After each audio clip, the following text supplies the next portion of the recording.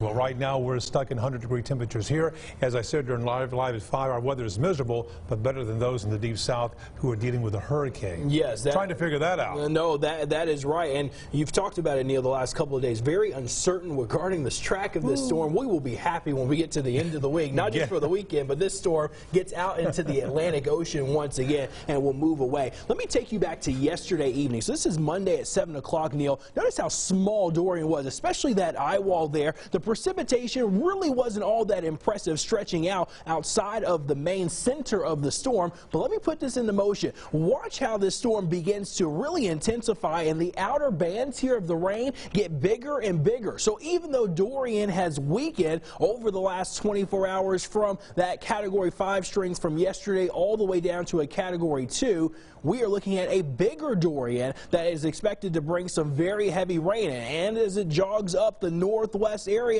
near Florida, we are going to see the potential of some pretty significant storm surge and coastal flooding. The waves are already causing some big issues here. We're looking at waves between 15 and 20 feet, just a few miles or so off of the Atlantic coastline here, off of the coast of Florida. And the stronger waves, of course, will be associated where Dorian is producing more of the heavier rainfall and where the eye wall is located. It's a Category 2 storm right now. Look at all this rain from near Daytona Beach, east of Orlando, back toward Palm Bay. The areas near just to the east of Florida certainly seeing heavier rainfall.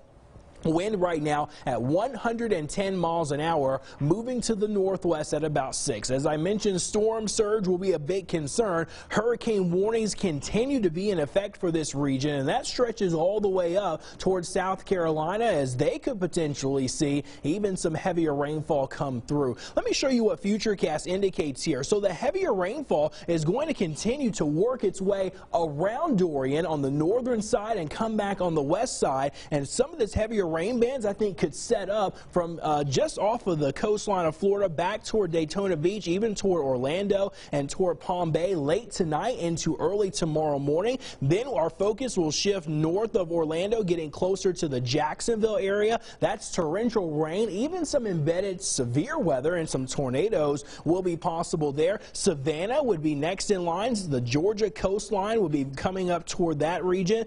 And then late Wednesday night, going into Thursday, we have the potential of seeing maybe a brief landfall near the Charleston area. We'll have to watch and see how this tends to play out, but then it will continue to ride up toward the Carolinas as we get into Thursday and Friday, and by the end of the week, we will be glad when this system finally begins to come to an end and moves away from that region. We have another system to let you know of. This is Tropical Storm Fernand. This is in the western Gulf right now. It's a tropical storm with winds at 40 miles an hour. The direction has it going toward Mexico, but there's going to be some heavy rain from near Corpus Christi all the way down toward the Mexico region. For us here at home, it's about the hot weather. Temperatures this afternoon and this evening right now still sitting into the mid-90s. Here comes your 7-day forecast. We really don't have much relief coming our way.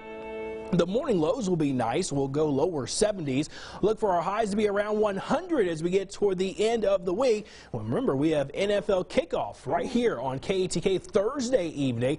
Highs around 100, overnight lows into the lower and mid 70s. We do introduce a few slight rain chances. That's coming in next Monday and Tuesday. That would be mostly for deep East Texas at this time. That's hot, but better that than a hurricane. Marcus, thank you. Okay.